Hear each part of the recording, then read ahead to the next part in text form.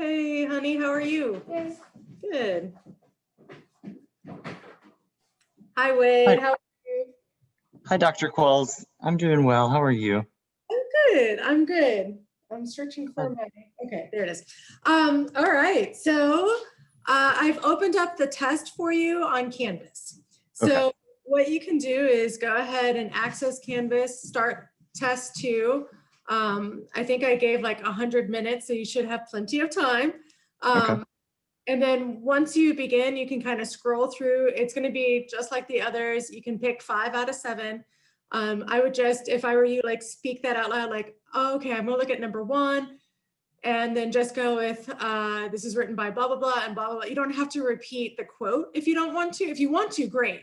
If you want to read out the entire passage and then give your remark, that's fine, but you don't have to, not for me. I will be recording this so I can watch it later in grade, just in case like my kids are coming home from school and it's going to be a little chaotic in my house. So I am recording it so I can watch it later and listen and grade it. And I'm going to go ahead and mute and turn off my camera just so that if I am here, none of my visuals give it away like, Perfect. you know, so Sounds good. I Sounds don't good. give you anything more than I would give any of the other students to try to make it as fair as Perfect. Sounds good. Sounds good. Okay. Let me know though, I'm going to mute things, but if things don't work out, I'm going to stick around.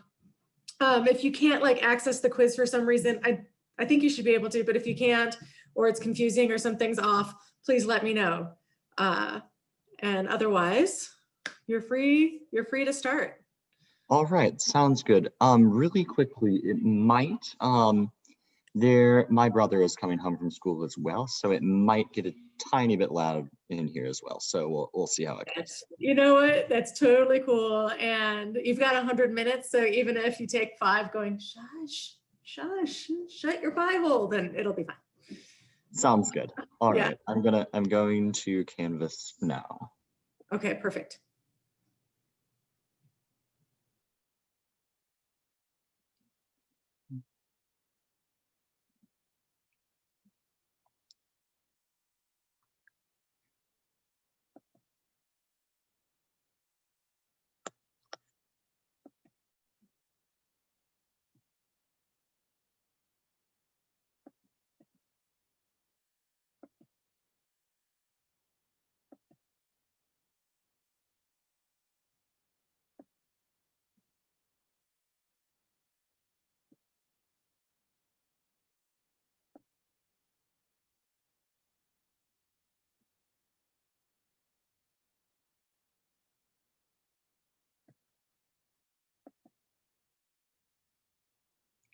Okay, I have it opened up now. So I will be beginning at this point. By the way, can you, do you still need to see my face, or like, is the Zoom camera still on now that I'm on a different page? No, you're still on my camera, and I'd prefer if you kept it up just so we can make sure that, you know, it's all you. Although, I mean, who else is going to take this test? Your brother? I don't think so. Yeah, no. So, I was just wondering, I wanted to ask for that reason, if you can still see me, to wonder if I if I should switch back and stuff. No, I can still see your face, and I'll be able to see your face the whole time. But I promise I won't grade you on your facial expressions. Perfect. All right, sounds good. Sounds good. Okay, I'm going to turn off my camera now. All right. And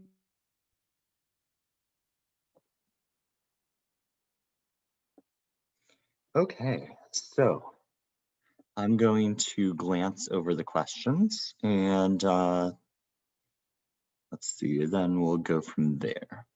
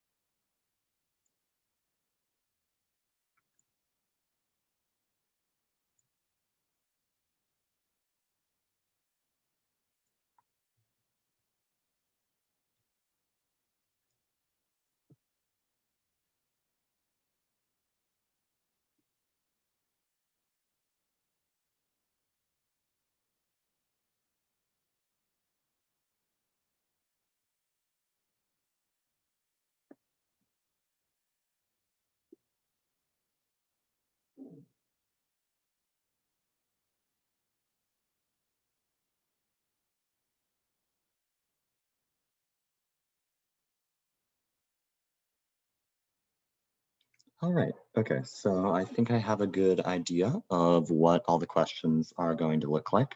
So I'll start moving through. I'm not 100% sure at this point which ones I'm going to do, so I'll probably go a little bit out of order if that's all right.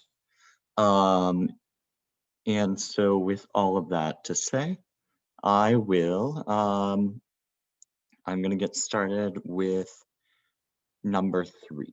Okay, so number 3. So the title of the work is The Stranger.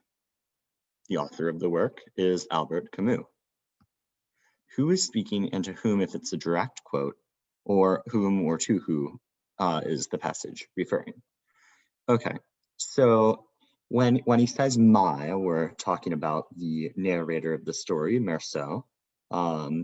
He is the primary character of this novel. He is the title character as well. He is the stranger, that is to say. And when he uses the pronoun him and the body and such, he is referring to the Arab who he kills at this point in the story for no particular reason.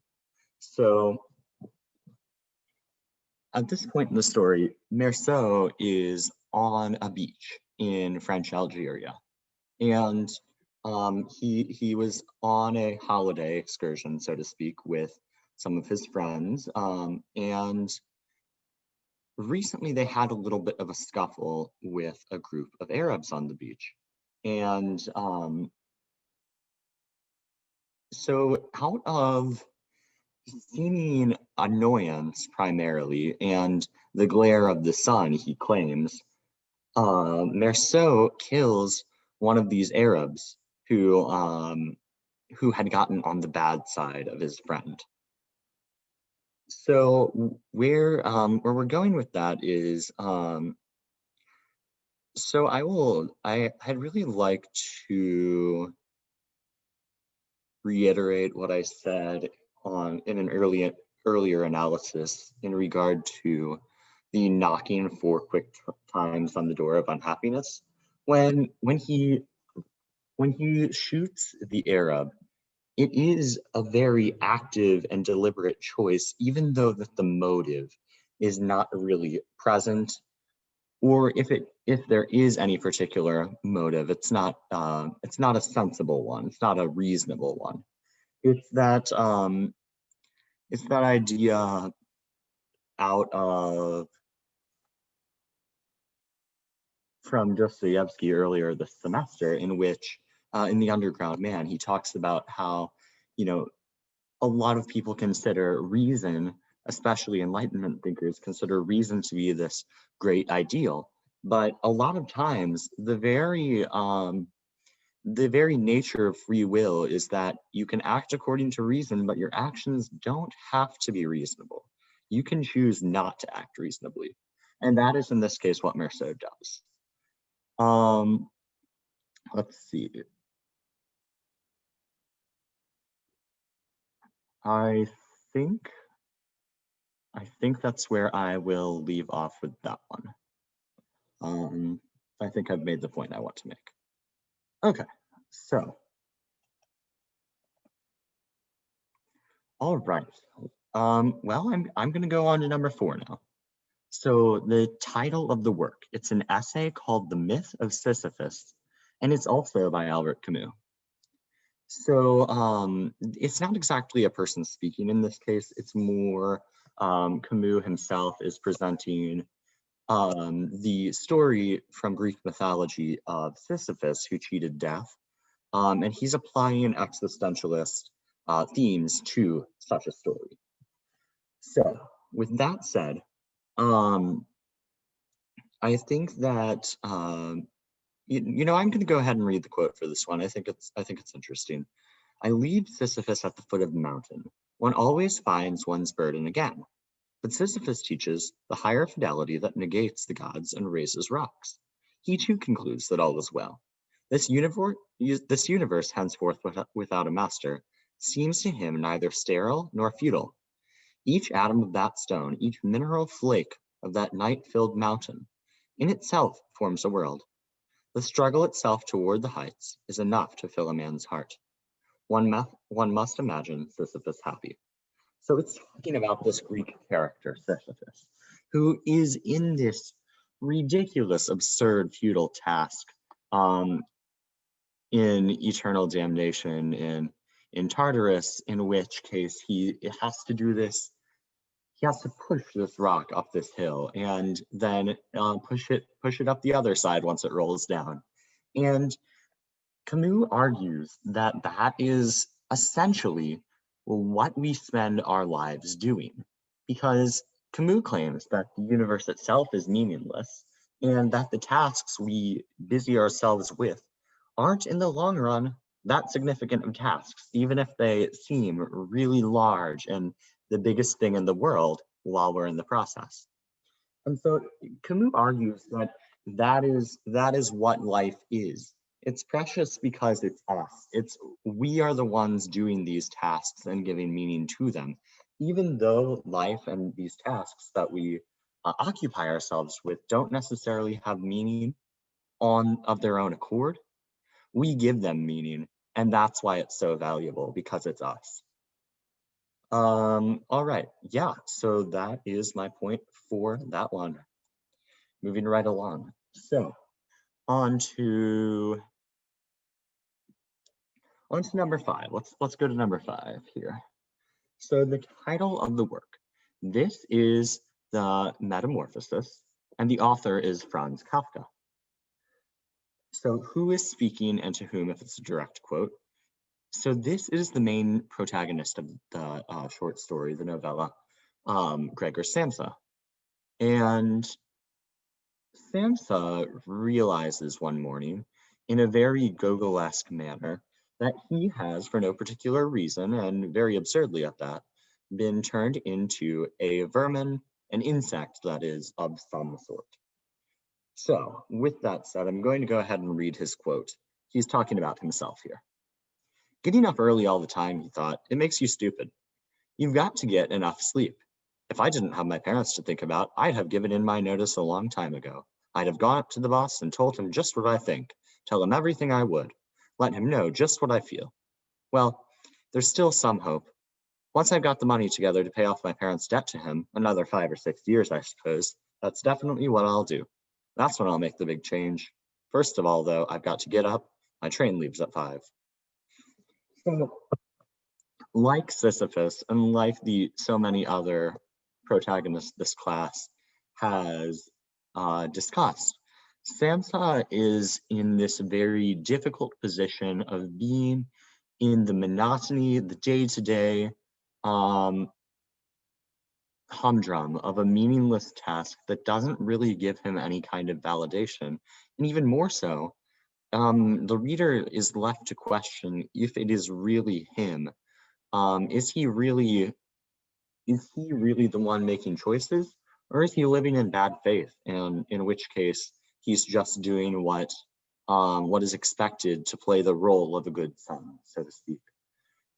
Is he, doing his duty as a son and taking care of his parents, or is he actively making the choice to love his parents through his work and also to build himself? He's not creating. He's a drone, so to speak, a kind of insect. In many ways, as insects have drones, he is simply working for other people, but he's not really a person, a developed person of his own accord. And that is a very unfortunate thing. So with that to say, Samsa is living in bad faith simply because he's doing what his boss and his parents expect of him. And through his acting that role, although they appreciate it at the beginning, they did not appreciate it in the long run. And so they start to see him as this worker, this object, this means to their ends. And that is why at the end of the story, when he dies, they aren't really that affected by it. They don't particularly care, and they kind of just move on. They actually feel as if a burden has been lifted. And so with that said, that is what I have to say on question 5. All right, on to question 6. Here we go. The title of the work. This is from 6 characters in search of an author. The author of the work is Luigi Pirandello. And this is a dialogue between 2 characters. So I'm going to go ahead and read it, and then I'll explain who it is between. Okay. I just wanted you to see that if we have no reality outside of illusion, it would be well if you should distrust your reality, because though you breathe it and touch it today, it is like that. It is destined, like that of yesterday, to stand revealed to you tomorrow as illusion. Oh, splendid. And you'll be telling me next that you and this play that you have come to perform for me are truer and more real than I am. There can be no doubt of that, sir. Really, more real than me? If your reality can change overnight. Of course it can. It changes all the time, like everyone else's. But ours does not, sir. You see, that is the difference. It does not change. It can not ever change or be otherwise, because it is already fixed. It is what is, just that forever. A terrible thing, sir. An immutable reality. You should shudder to come near us. Okay, so this dialogue here is between the father, who is one of the leading characters in 6 characters in search of an author, and it is the other character who he's speaking to is the director. So enough of a plot summary to get to this point is these 6 characters are living, they're theatrical characters in a way. They are not real in the sense that they are actual human beings. They're real in the literary sense that they're unchanging fictional realities. And although, so they go to this director, they go to this playhouse in the hope that they can have a logical ending to their arcs, that the director can write the end of their play and tell them where to go from all of their problems. And to make that real through acting it out and through seeing the process of their development through. Now, the director is the dialogue here, the director is puzzled because how can fictional characters be more real than real people? It would seem it's absurd at first. But you go on to find out through, as one of the themes of the overall play, that fictional characters are, in their truest sense, one constant entity, one unchanging personality. But that's not necessarily the case with people in real life, because we're constantly developing who we are, and the self of a fictional character, even though that's more like a noun, fictional characters are frozen in time to a point where they will always do what their writer has written them to do. Real people aren't like that. Real people write their own stories, and who they are changes every day. Their personalities, their selves, are not nouns as fictional characters, but rather verbs. And that, I think, that is that's like the existentialist idea behind this play, because the idea is that through our choices, we write our own story and we craft who our character is to be at any given moment. And we shape our lives. And that is something, it's not something written for us. It's something that we write, and we create our own characters. And that is what I want to say in regard to that one. And as a matter of fact, we are at the last question. So I am going to go ahead and knock this one out. So this is from The Stranger, once again, by Albert Camus. And this will be Meursault speaking in regard to his mother, who passed away recently before the events of this. So I'm going to go ahead and read the quote. so close to death.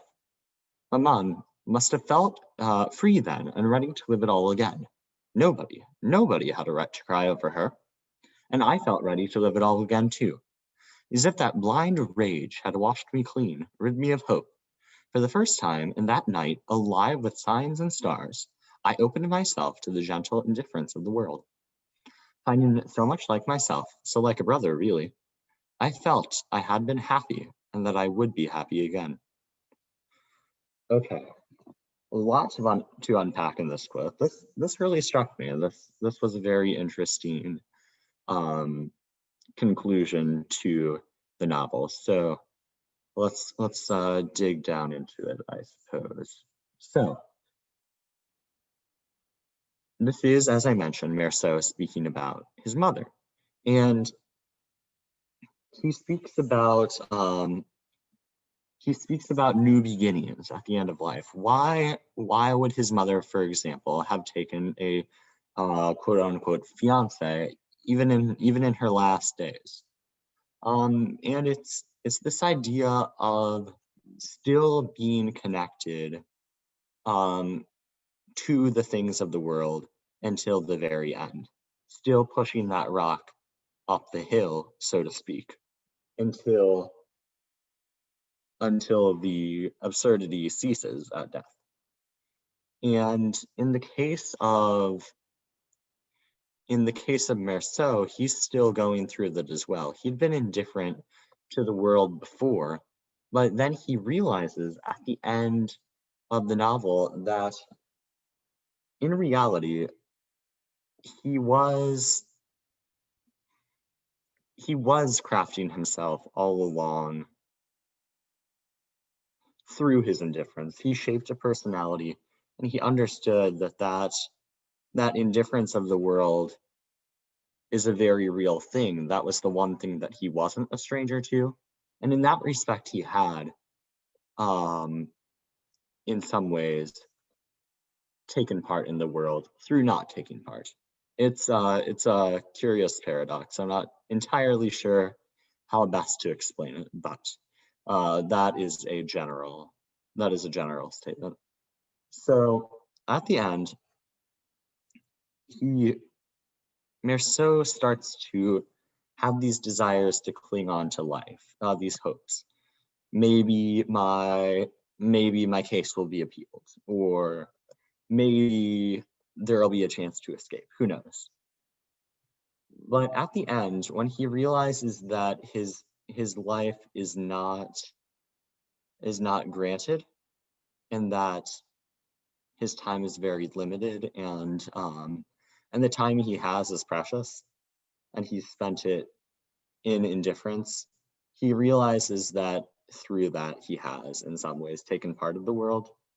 And so at the end, he actually hopes that there will be a crowd of spectators watching his execution, greeting him with cries of hate, to remind him that even at the end, in which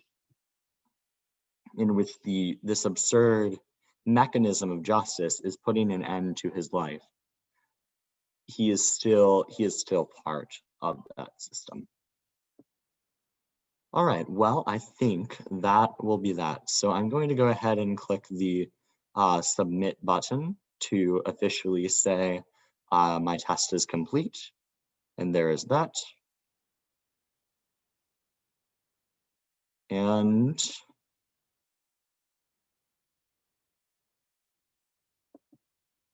what I have to say is finished. Thank you for your attention.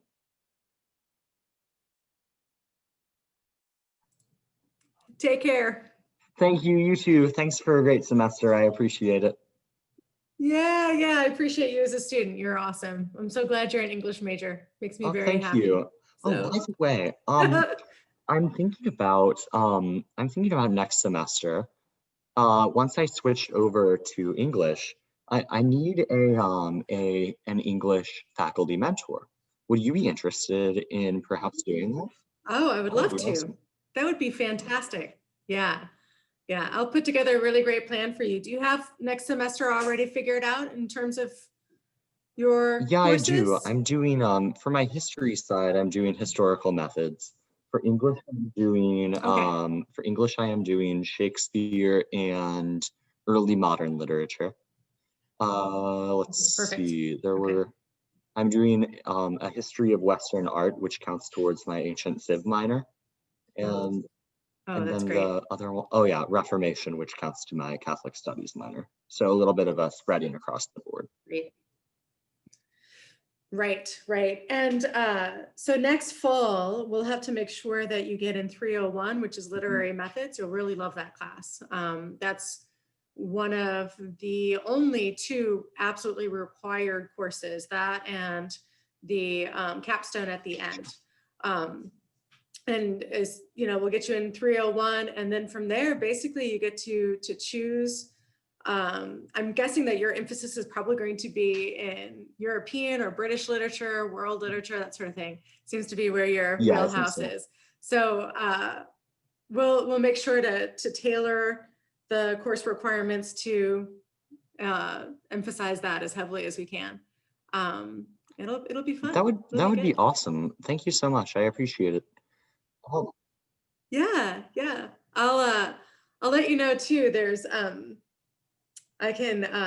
ask some of my faculty members about um maybe doing some like more creative projects for you, that kind of thing. So I'll let some of your professors know that you're an incredibly wonderful and diligent thank you. student. That's so kind of And you.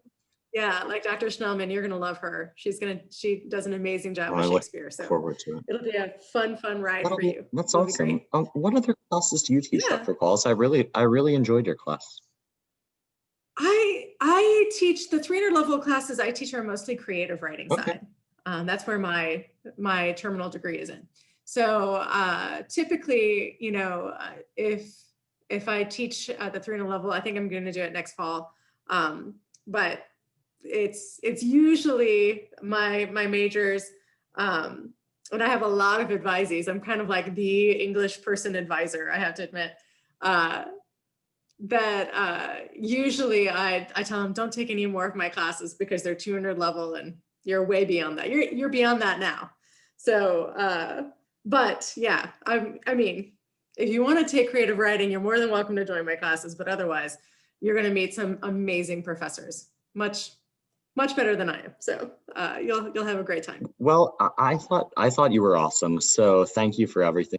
Oh, Sir. thanks. And Yeah. I really like the direction you take with literature. So I think you would probably be a really good fit for my faculty mentor because I don't know, you seem to understand literature in a similar way that I do.